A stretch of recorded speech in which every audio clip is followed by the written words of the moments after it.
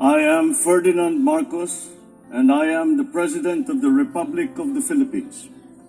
I stand today on behalf of 110 million Filipinos. Hi, hello people, hello words, and hello Philippines. It's me again, guys. Let's talk vlog. Shout out po sa lahat ng ating mga Marcos loyalists and supporters, mga kababayan. Medyo haggard ang ating nyo ngayon. But anyway, dahil ako'y natutuwa, guys, sa magandang balita natin sa lahat ng ating mga mamayang Pilipino, no? This is very, very important, itong upload videos natin, mga kababayan, na kung saan, mga magsasaka natin, tuwang-tuwa ito, guys, O, magkatay kayo ng mga manok at siyempre baboy, para sa inyong guys, kalayaan sa inyong mga utang. Sapagkat, mga kababayan, ang ibig kong sabihin ay pinirmahan na ni Pangulong Marcos Jr. Ang Emancipation Act Law. Wow! Ano ba ibig sabihin nito, guys? Bahagya ko lang sasabihin sa inyo. Sapagkat si Pangulong Marcos Jr. na lang, guys, at si Secretary Conrado Estrella III ang mag-explain sa inyo. Ito po, guys, sa 57 billion ng utang ng ating mga magsasaka, yan po ay watch out na lahat. Ibig sabihin, wala na silang utang. Dahil dito sa Emancipation Act Law, sa batas na ito, mga kababayan. Alam nyo, itong batas na ito pala, guys, ito po ay talagang batas din ng kanyang ama, na si dating Pangulong Marcos Sr. My goodness, 1972, pinirmahan ng dating Pangulong Marcos Sr. ang Presidential Decree number 27 para dito nga, guys, Emancipation Act Law. What the heck? O, diba? Talaga naman, guys, wala akong masasabi. Nataturs ako at saka natatats ako doon sa sinabi ni Pangulong Marcos Jr. Yung kanyang talumpati at saka si Secretary ng DAR. Di kayo naloka, guys, Sigurado, marami na magtataas ng kilay ng mga anti-Marcos dito. Ewan ko na lang kung hindi nyo i-appreciate itong magandang programa at itong bagong batas na ito. At syempre, kudos, guys, sa ating mga congressman na kung saan sila talaga ang mismong nagrebisa nito para masuri mabuti kung nararapat ito maipasa or kailangan na mapirmahan ng Pangulo, mga kababayan. At siyempre sa ating mga senador. Pasa kagad, guys, dahil itong malaki ang katulungan sa ating mamamayang Pilipino, especially sa mga magsasaka. And siyempre yung mga author nito, Senator Amy Marcos, and of course si Senator Cynthia Villar, and the rest. At ang ating mga bangko, World Bank, at siyempre ang Land Bank, guys. Maraming salamat po sa kanila sa kikipagtulungan sa madali ang pagresolba sa mga problema nga ng ating mga magsasaka. Guys, ngayon wala na silang utang dahil dito sa batas na ito. Saan kayo makikita? Nakaka-overwhelmed, diba?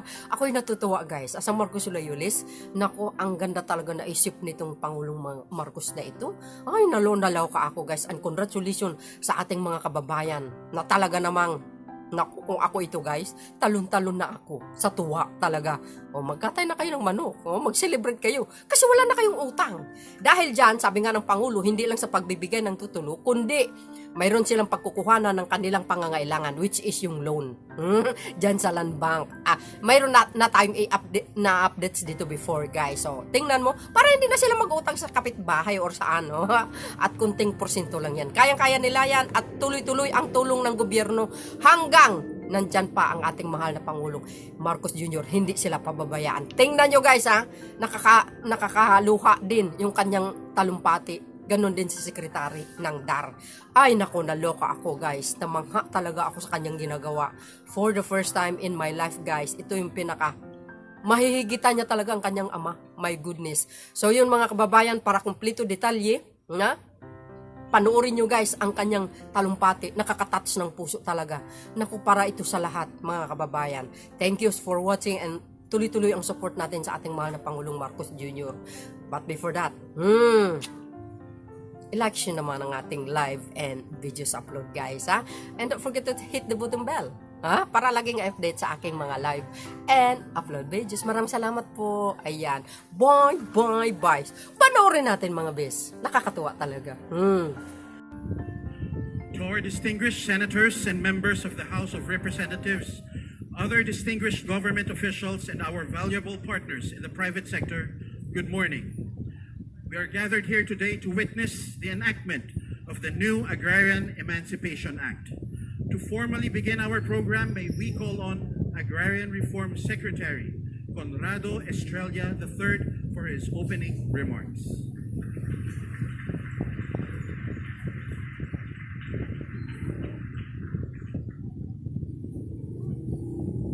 Let me first open my portable teleprompter. Your Excellency, President Ferdinand Romualdez Marcos Jr., sir. Senate President Miguel Zubiri, and Speaker Ferdinand Martin Romualdez. My colleagues in the Cabinet, distinguished members of the Senate and the House of Representatives, my former colleagues, heads of the different government agencies, local government officials headed by the governors and mayors, my co-workers in the Department of Agrarian Reform, and all my fellow public servants, members of the Malacanang Press Corps, and our friends in the media, distinguished guests, ladies and gentlemen. Good morning to everybody. And before anything else, I would like to acknowledge, Mr. President, ladies and gentlemen, the agrarian reform beneficiaries in all the 15 regions of our country. May I begin with those who are from the Cordillera Autonomous Region. Thank you to this new technology. Ladies and gentlemen, Mr. President, our friends, our ARBs from Region 1, from CAR, Cordillera Autonomous Region, and our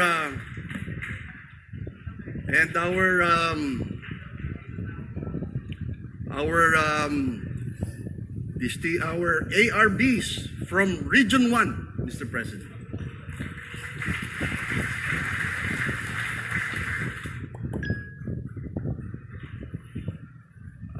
Ako lang yata ang nandito. Tayo lang yata, Mr. President. There they are, Mr. President.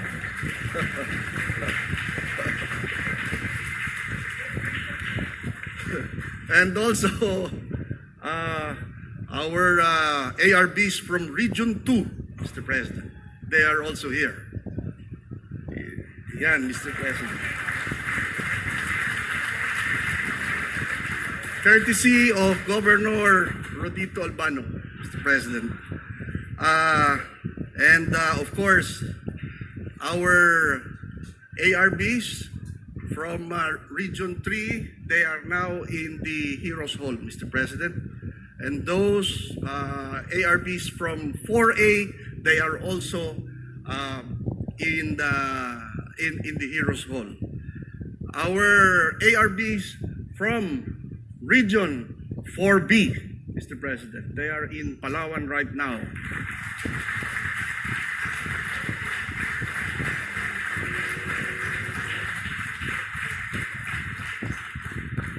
Of course, Mr. President, our ARBs from the Bicol region. Thank you, Congressman Villapuerte, for hosting. And also our ARBs from Region 6, ladies and gentlemen.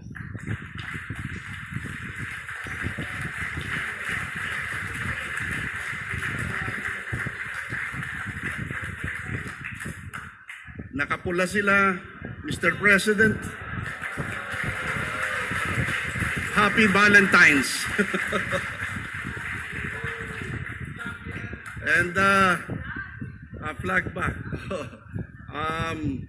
Our ARBs from Region 7.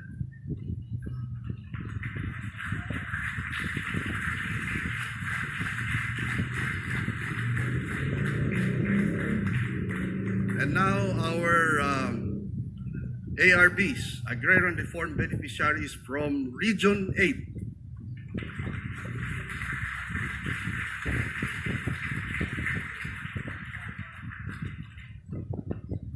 From Region 9, Mr. President, ladies and gentlemen, ang dami po nila.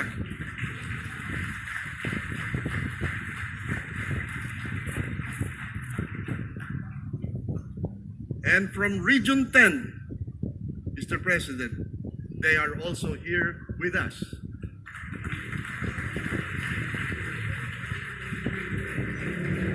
The region of the Senate President. And from Region 11, Mr. President, they are also here.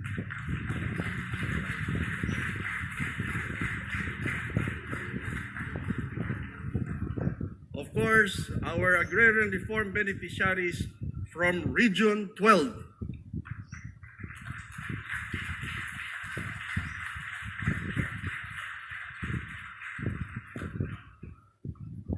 And finally, our agrarian reform beneficiaries from the Caraga region, Mr. President.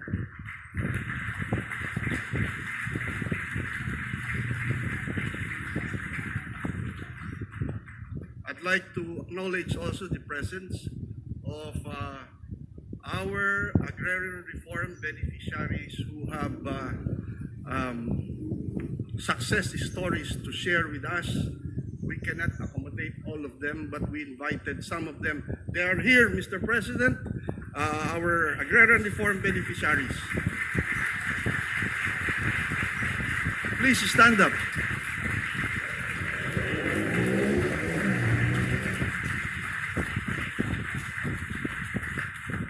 And also, Mr. President, yun pong litrato ng inyong ama at ng aking lolo, yung iba po doon, meron pa ho na buhay pa ho hanggang ngayon.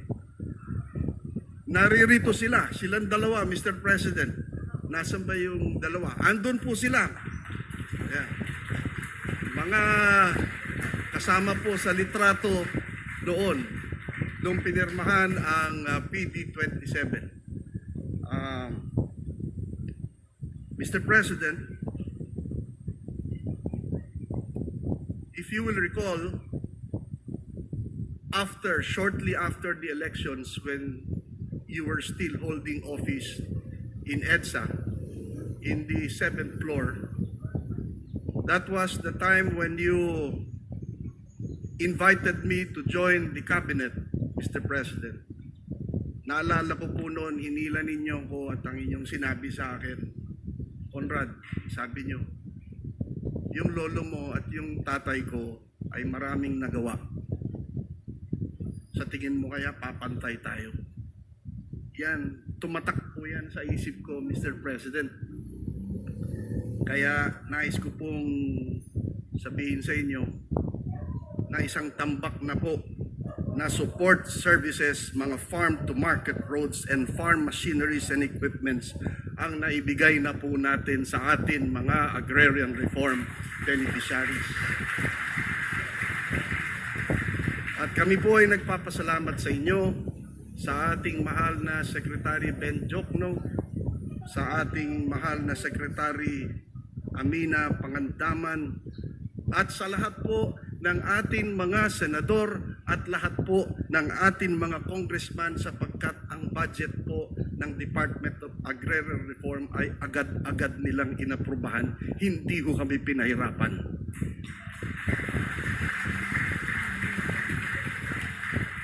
Maraming salamat in advance sa inyo.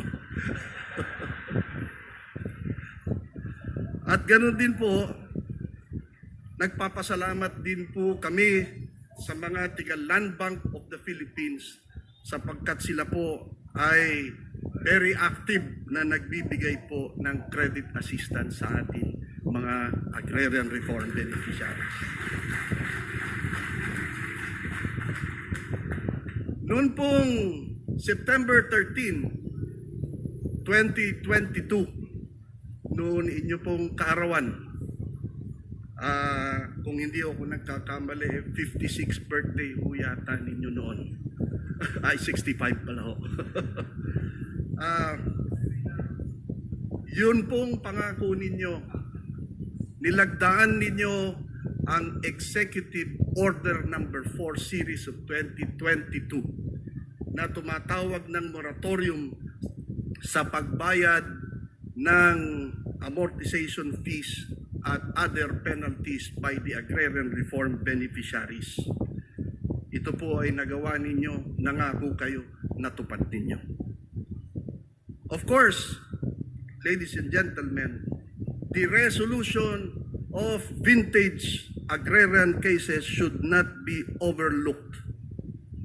Especially, we have resolved, Mr. President, 20, 10, 5-year-old cases, and to banner it, Mr. President, we have solved the Hacienda Tinang case, which after 30 years, finally we have resolved it and nobody appealed with the decision, and now it is final and executory, Mr. President.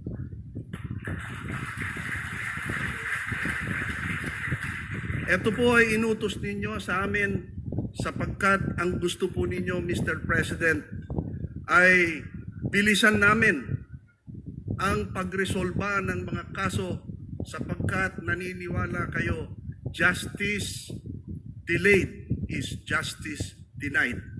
Kaya kami rin po ay nagpapasalamat sa Department of Budget and Management sapagkat sinuportahan po nila ang scrap and build program po upang kami po ay so that we can hire more competent lawyers at the level of attorney 4 so that we can further accelerate resolution of agrarian cases and catch up with the backlog. Salamat sa DBM po. And also, of course, Mr. President, pagmula po noong July 1st hanggang December 31st ng 2022, tayo po ay nakapagbigay ng 21,876 titles sa buong Pilipinas.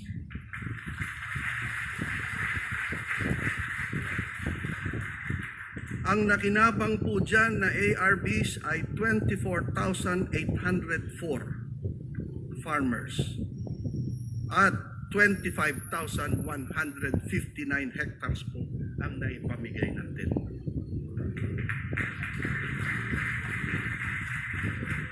Magmula po umpisa ng taong ito, January 1st hanggang kahapon po, Mr. President, ang nai-distribute na po natin na titulo ay 17,044.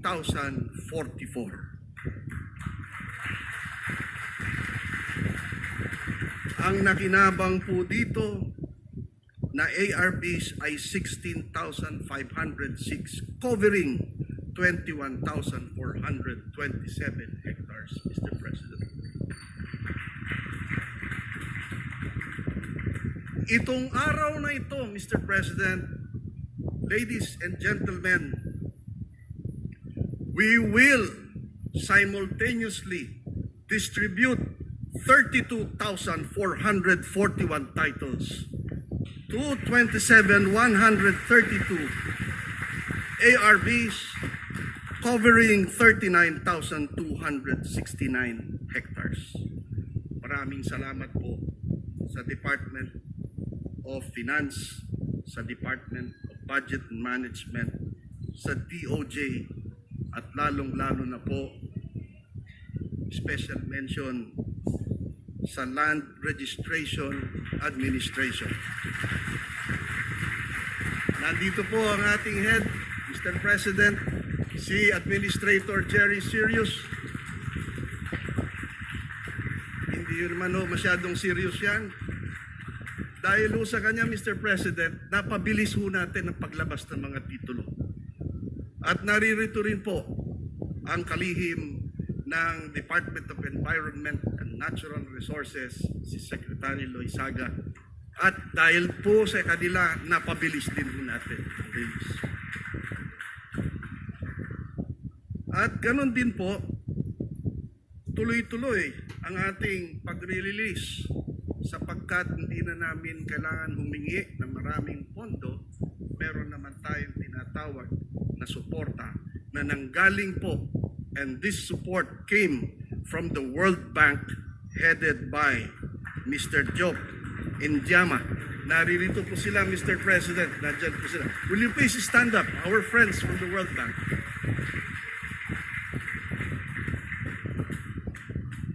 Now, Mr. President, ang dami po natin nagawa. Ngunit, ang pinakamalaki pong nagawa ng inyong administrasyon at ang inyong hiningi sa House of Representatives at sa Senate, inyo pong ipinangako, hindi po napako, natupad na po ngayon, lalagdaan na po ninyo ang New Agrarian Emancipation Act.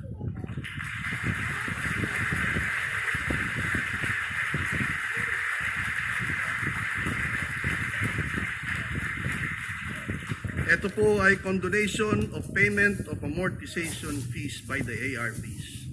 At nagpapasalamat kami sa Land Bank of the Philippines, Department of Finance, Department of Budget and Management, kay Senate President at sa mga senador, at ang nag-shepherd po sa Senate ng bill na ito ay walang iba kung hindi si Senator Cynthia Villar.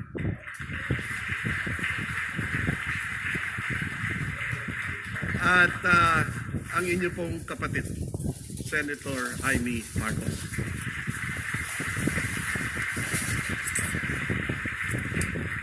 Nagpapasalamat din po kami sa lahat ng mga magiting na congressman.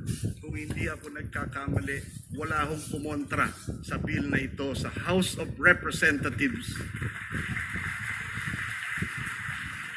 At special mention po dito sa kaibigan natin, ang ating kaibigan na Bicolano, si Congressman Joey Salceda, sa kanya pong pag-shepherd nitong bill na ito.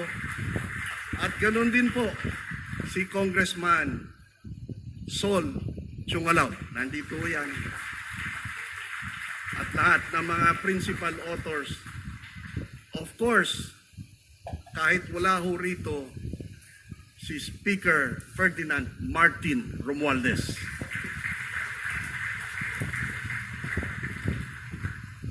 Ngayon, Mr. President, yung tanong ninyo sa akin noon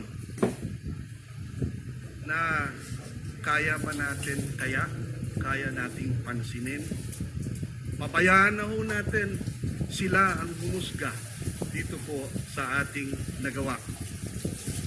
Naniniwala po kami na isang malaking karangalan para sa inyo na taglay nyo ang pangalan ng inyong yumaong ama, President Ferdinand Edralin Marcos Sr.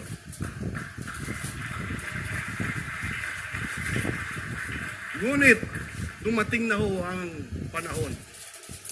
Ako'y nakakasigurado, walang tututol. Naniniwala na kami. Now, Mr. President, we can say that in your first year as President of the Republic, you have done a lot for our country, and therefore now you deserve your own place under the sun. Mabuhay kayo, Mr. President. Mabuhay lahat ng ating mga agrarian reform beneficiaries. Mabuhay ang Republika ng Pilipinas. God bless all of you. Thank you. Thank you, Secretary Estrella.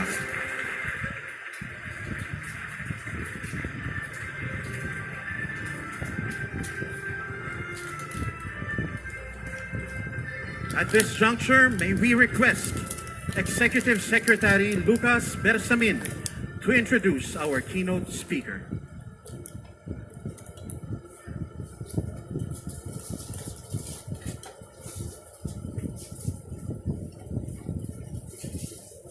Ladies and gentlemen, the President of the Republic of the Philippines, His Excellency Ferdinand R. Marcos Jr.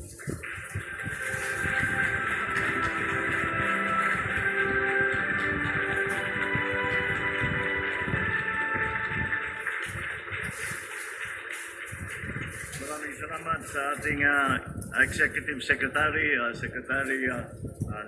Lucas Bersamin. Please take the seat. Ating namumuno ng ating Senado, ating Upper House Senate President Mig Subiri at lahat ng miyembro ng Senado na nandito ngayong umaga na ito dito sa napakahalaga at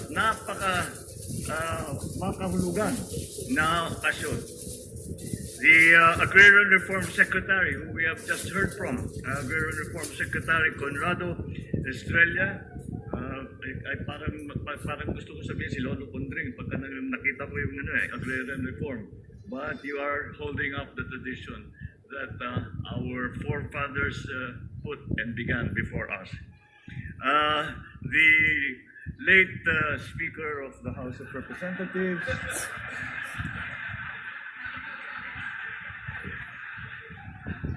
I actually mean he's just late. He's still okay. He's still alive.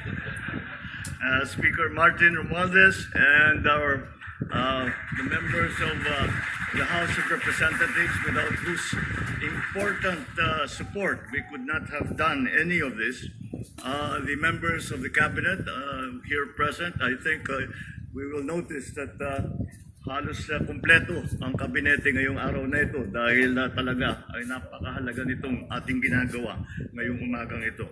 My fellow workers in government, ladies and gentlemen, magandang umaga po sa inyong lahat. Sa kaunahan kong State of the Nation address ay nasabi ko, the Filipino people ay sinasabi ko sa at ipinangako ko sa ating mga kababayan na itutuloy ang Agrarian Reform Program. I am here today to build on that promise because our beneficiaries deserve nothing less. Ituloy natin ang reformang agraryo hindi lamang sa pamimigay ng lupa at sa mga magsasakang hanggang ngayon ay wala pa ring lupa, kung hindi upang tuluyan na sila'y palayain mula sa pagkakautang na pumipigil sa kanilang ganap na pagmamayari sa lupang bigay sa kanila ng pamahalaan. Sa ilalim ng mga batas agraryo, ang bawat magsasaka ay may utang na katumbas ng halaga ng lupang binigay sa kanila. Kailangan nilang bayaran ito sa loob ng hindi hihigit ng 30 taon. Dagdag ang 6% interest bago tuluyang maging kanila ang lupa. Panahon na para makalaya sila sa pagkakautang na ito. This is why on September 13, 2022, I signed the Executive Order number 4, imposing a 1-year moratorium on the payment of amortization on agrarian debt by our beneficiaries. Yet I know that the government can and must do more to alleviate the plight of our agrarian reform beneficiaries. I thank both houses of the legislative branch for heeding the call for social justice for our farmers by swiftly enacting the new Agrarian Emancipation Act, which I will sign into law today. I thank all of those who have been part of this effort. It is something that we have been attempting to achieve for a very long time.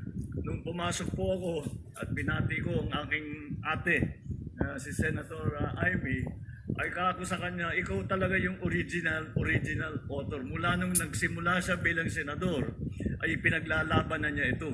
At magpapasalamat kami kay Senator Cynthia na talagang nakikita natin ay nasa puso niya ang kalagayan ng ating mga magsasaka, lahat ng buong agrikultura. At siya ay pinaglaban naman niya, pinag-sponsor naman niya sa Senado. At ganun din sa ating mga magigiting na congressman na ay hindi tumutol at kinilala at nakita kaagad ang gano'ng kaimportante itong ating ginagawa at gano'ng kahuli na tayo sa panahon. Marami na po tayong inantay na ilang administrasyon at hindi pa natin nagawa ito. Kaya napakalaking karangalan para sa akin at tumayo ngayon sa harap ninyo at masabi na ito'y gagawin na nating batas at napagbigyan na natin at ipinaglaya natin ang ating mga magsasaka at agrarian reform beneficiaries sa kanilang pagkalubog sa utang. Wow, you're the This law best. condones all unpaid amortizations, including interest and surcharges for awarded lands. A total of 610,054 agrarian reform beneficiaries will benefit from this new Agrarian Emancipation Act. Ngayon, ang sinasabi ang mawawala sa pamahalaan ay 57.65 billion. Yan lang alam niyo naman po, yung pagbayad na yan ay nasa papel lang yan. Ang katotohanan talaga, pwede natin ang tawagin na dormant receivable ito.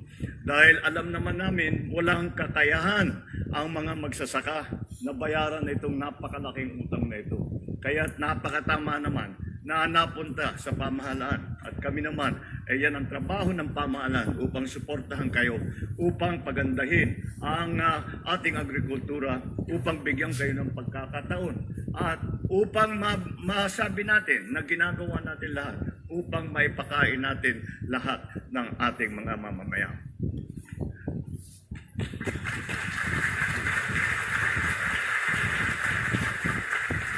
The government will also assume the obligation of our beneficiaries for the payment of just compensation to landowners under the voluntary land transfer or direct payment schemes for the benefit of 10,201 ARBs with a total payable of 206 million pesos.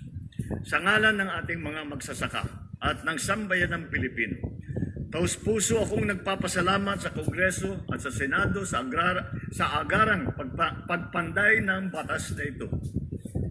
Ikinararangal ko na pirmahan ng batas na ito upang tuluyan ng makalaya sa pagkakautang ang ating mga magsasaka mula sa araw na ito.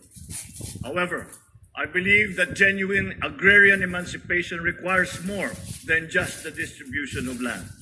If there was a very important lesson that Lolo Condring, Estrella, and my father, then the president, learned was that the handing of titles to our agrarian reform beneficiaries is but the first step.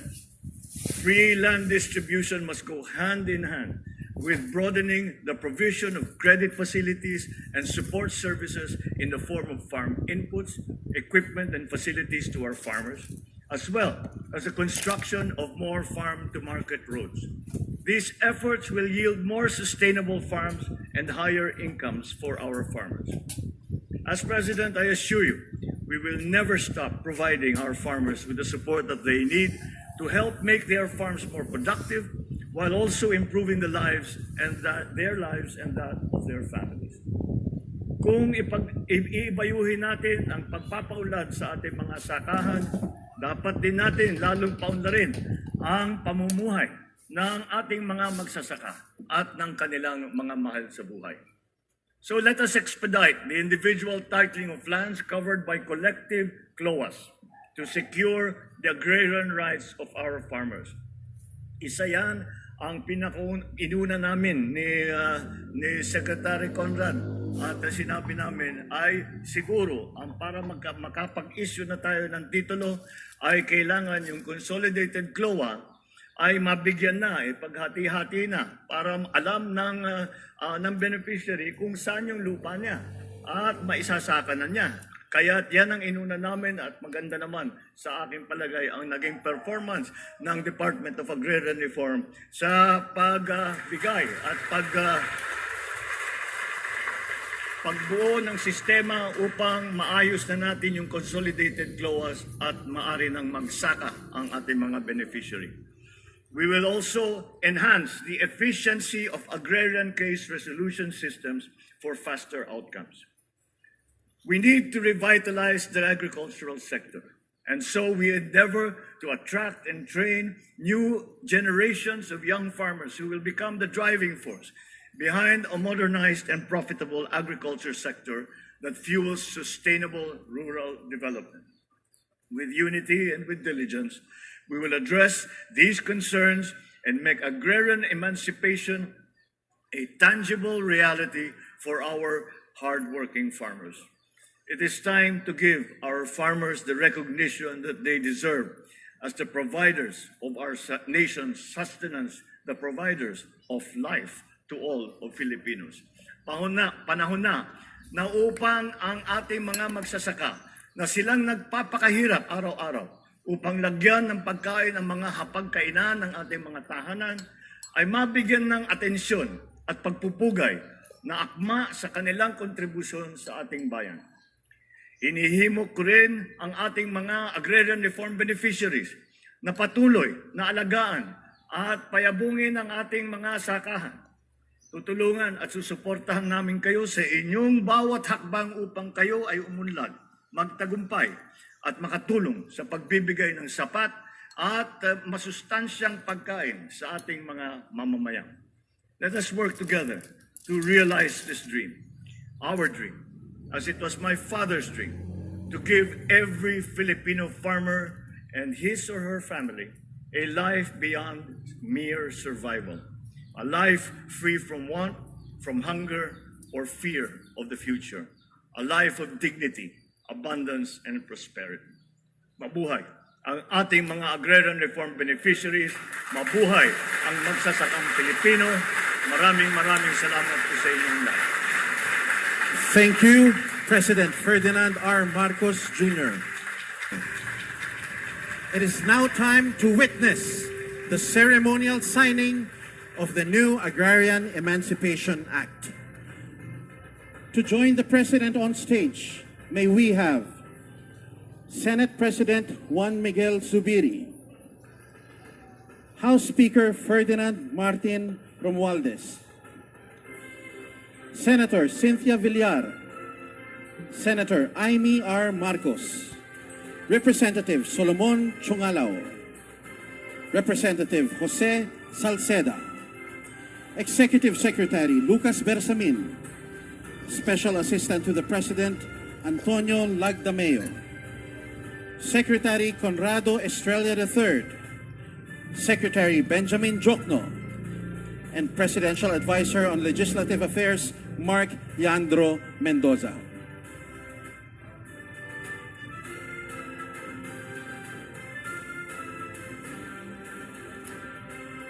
Once again, it is now time to witness the ceremonial signing of the new Agrarian Emancipation Act.